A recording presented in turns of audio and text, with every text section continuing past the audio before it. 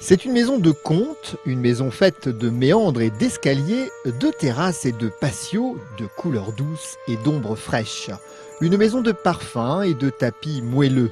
Même les rayons qui filtrent sur les terrasses sont empreints de bienveillance. Cette maison vous enveloppe dans les notes douces de la verveine, la suavité de l'eau de fleurs d'oranger, la sensualité de l'ambre et les ombres des noms illustres qui nous ont ici devancés. Cette maison vivante, c'est celle d'un homme qui s'y est incarné au point d'en faire la traduction vivante de son art de vivre. Je suis à la fois français et italien par mon père, parce qu'il m'appelle Fabrizio Ruspoli, donc évidemment ça sonne davantage italien qu'arabe. Mais j'ai tout de même pas du sang arabe, mais des racines presque marocaines, puisque mes grands-parents avaient acquis une maison en 1947 à Tanger.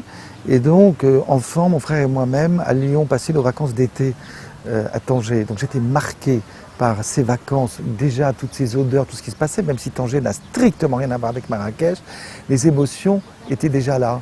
Ces émotions ne vous quittent jamais parce que ce qui se construit sur des émotions qui se sont inscrites dans les sillons de votre âme quand vous êtes enfant ne vous quitte jamais. Alors ça fait parfois l'objet et la joie de certains psychanalystes et psychiatres qui vous soignent des névroses profondes que vous pouvez avoir. Je n'ai jamais été soigné pour ces émotions-là, elles sont toujours là, toujours aussi vives et je suis très heureux de les conserver. En tout cas, j'essaye de les faire partager et j'espère y arriver. J'ai toujours dit qu'une maison, ça devait refléter un petit peu non seulement son propriétaire, mais ça reflète une vie, parce que c'est l'histoire d'une vie, une maison, souvent, à moins qu'on en change tous les 6 mois. On voyage. On a des émotions, on achète des souvenirs, des choses qui vous interpellent ici à droite à gauche et vous les rapportez un beau jour chez vous. Après, il faut créer une harmonie et mettre en musique sur vos murs et dans vos pièces ce que vous avez acheté. C'est un petit peu ce que j'ai fait à la Maison Arabe.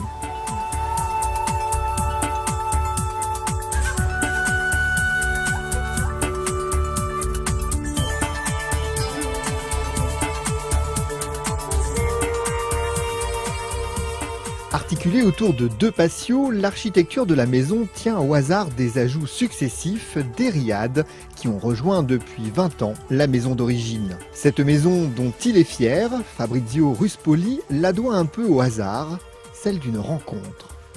Alors le riad hôtel a effectivement toute une histoire parce que lorsque je suis arrivé à Marrakech, en fait je ne cherchais pas de maison, je ne cherchais rien de particulier.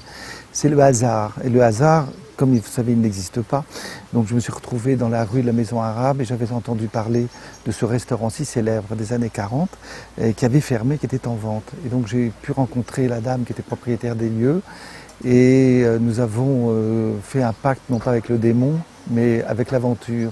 Et l'aventure, c'était de transformer ce restaurant en quelque chose d'autre. Donc l'idée m'est venue de créer un hôtel qui serait comme une maison et de pouvoir offrir aux visiteurs de Marrakech une autre expérience que l'expérience hôtelière dite traditionnelle ou classique. C'est l'idée d'être accueilli dans une maison privée. Ça, c'est l'origine de la Maison Arabe, après qu'elle ait été restaurant et fermée. La première maison qui a ouvert ses portes comme, entre guillemets, maison d'hôte, c'était la Maison Arabe.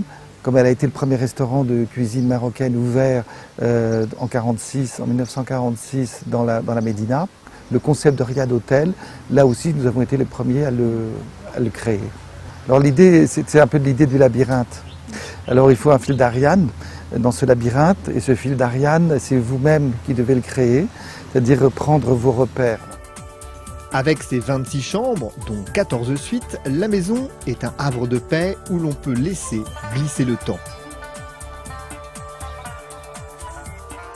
L'harmonie, c'est vraiment ça, c'est-à-dire c'est l'alliance de la fantaisie et du charme avec quand même la rigueur d'une certaine forme d'intelligence et de culture.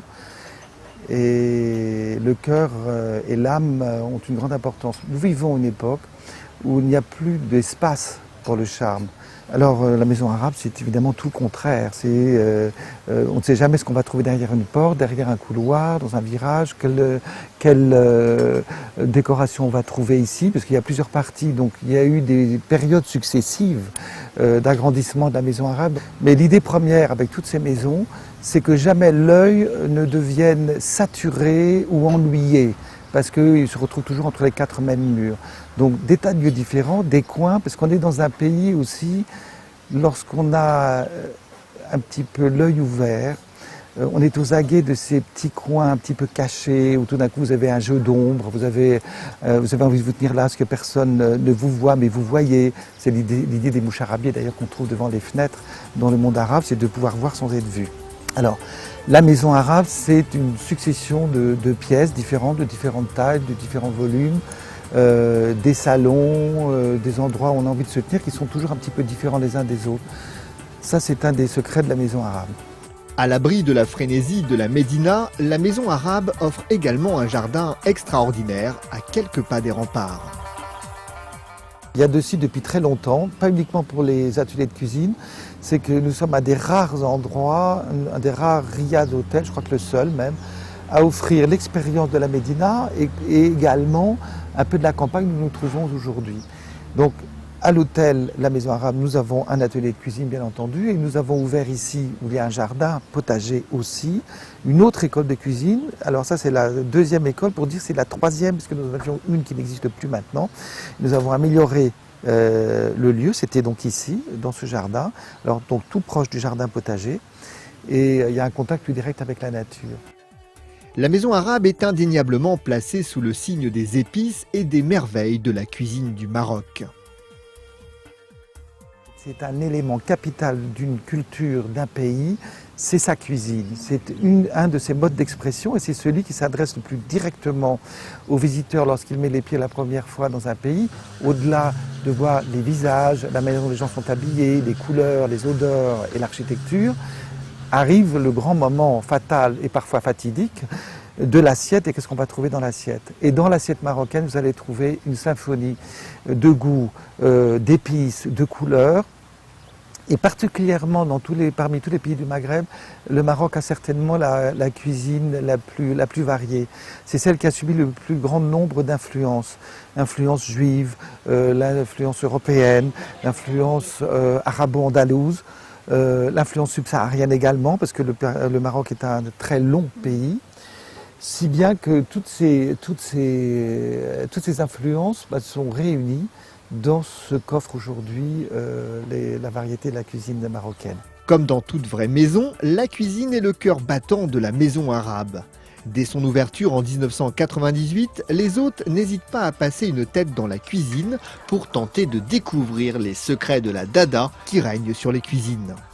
Donc la dada traditionnelle existe toujours, elle a hérité tout son savoir culinaire de manière orale, parce que souvent ce sont des femmes qui ne savent pas forcément écrire ou lire. Elles ont passé leur enfance dans les cuisines et à revoir la gestuelle, je dirais même la gestique culinaire de leur grande sœur, mère, grand-mère, grande-tante, ce que vous voulez. Et dans les grandes maisons, il y a des traditions de dada, des traditions culinaires, c'est que les dadas cèdent à un moment donné leur place qu'elles perdent à la retraite ou elles sont âgées ou parfois elles disparaissent tout simplement, elles quittent notre monde et c'est leur fille qui prend la voix. Donc il y a des générations de dada dans les maisons. Donc ça c'est un lien extrêmement fort. On avait donc quelques petites tables qui étaient là et les gens trouvaient ça délicieux. Les hôtes arrivaient, frappaient à la porte de la cuisine qui était minuscule et demandaient à la dada de révéler un petit peu les secrets des recettes. L'idée a vite fait son chemin. Avec ses deux directeurs, Nabila et Toufik, Fabrizio Ruspoli crée la toute première école de cuisine du royaume. Nous avons ouvert nos premiers ateliers en 2000 avec la première école de cuisine. La première école de cuisine du royaume qui n'a jamais ouvert ses portes aux étrangers qui avaient envie de se familiariser. Alors aujourd'hui, on a énormément amélioré ces cours qui sont devenus, je ne dirais pas des cours d'université, mais qui sont des cours sérieux, qui permettent donc à ceux qui le souhaitent, donc aux curieux, au sens intéressant et noble du terme, de se familiariser un petit peu avec ces modes de cuisson que sont les tagines et surtout de les refaire chez eux. Donc on attend toujours un petit retour qui nous dit ça y est, ça marche, c'est le secret de la maison arabe. Il y a une véritable expérience autour non seulement de la cuisine, mais de deux choses fondamentales qui sont le pain et l'huile d'olive. Ça depuis l'Antiquité, trois choses sont fondamentales, le pain, l'huile d'olive et les fromages. Nous ne sommes pas dans un pays de fromage ici, producteur de fromage. En revanche, le pain et l'huile d'olive, on sait de quoi il s'agit. Donc nous avons un four à pain Et nous avons là aussi une dada, c'est-à-dire donc la femme spécialisée dans le pain qui va cuire devant vous, ou même vous allez mettre la main à la pâte, c'est le cas de le dire, parce qu'il va falloir pétrir la pâte et faire entrer donc dans ce four qui n'est pas béant des boules de pâte qui vont se transformer en pain, qui vont cuire sur des pierres, des petits graviers incandescents. Et le pain qui sort de ce four, c'est formidable. Fabriquer son pain, prendre le temps de partager le thé, les regards et les sourires en disent plus long que les mots sur le bonheur partagé. Dans le merveilleux jardin potager à l'extérieur de la ville, on décrypte la carte subtile des épices et des herbes, menthe, cumin, paprika, curry, coriandre, piment et de l'alchimie des tagines sous l'œil bienveillant de la dada.